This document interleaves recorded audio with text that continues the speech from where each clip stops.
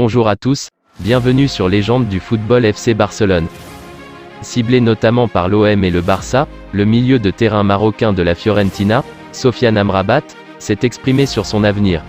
Auteur d'une grande Coupe du Monde 2022 avec le Maroc, Sofiane Amrabat est courtisé par de nombreux clubs européens dont le FC Barcelone, l'Atlético Madrid ou encore l'Olympique de Marseille, qui seraient déjà entrés en contact avec son agent. C'est un grand honneur d'être lié à de tels clubs. Interrogé par Marca sur l'intérêt que lui portent ces clubs, le milieu de terrain de la Fiorentina s'est montré flatté tout en calmant le jeu pour son avenir. C'est un grand honneur d'être lié à de tels clubs. En ce moment, je joue pour la Fiorentina. J'ai beaucoup de respect pour mon club, c'est une grande équipe.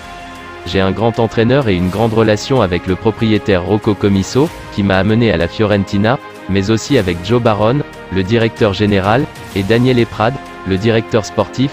J'ai beaucoup de respect pour eux et pour le club.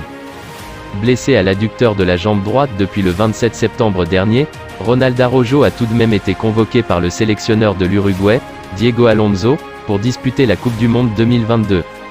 Mais le défenseur central du FC Barcelone, qui a assisté depuis le banc à l'élimination de la Céleste dès la phase de poule, n'a pas disputé la moindre minute lors du mondial.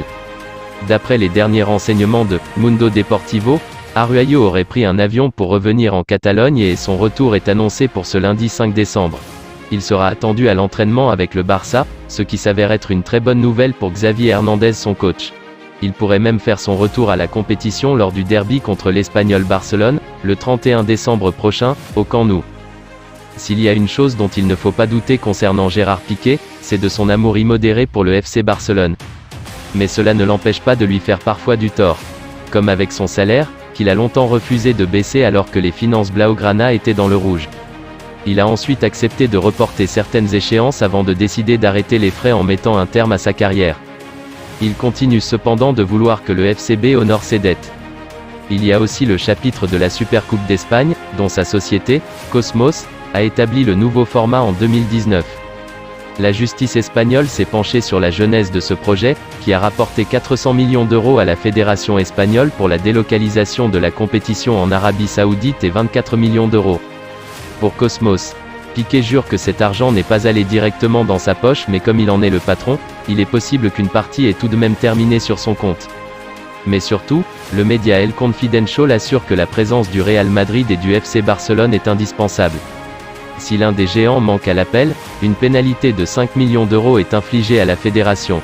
Pour rappel, les qualifiés pour la Supercoupe sont le champion d'Espagne, son dauphin, le vainqueur de la Coupe du Roi et le finaliste. Cette histoire de pénalité peut engendrer toutes les dérives et laisser à penser que merengue comme blaugrana pourraient bénéficier de coups de pouce bienvenus du corps arbitral. C'est tout pour aujourd'hui, n'hésitez pas à ajouter des commentaires, abonnez-vous, ça coûte rien du tout, je compte sur vous, un grand merci pour le soutien. À la prochaine vidéo pour la suite de l'actualité de FC Barcelone.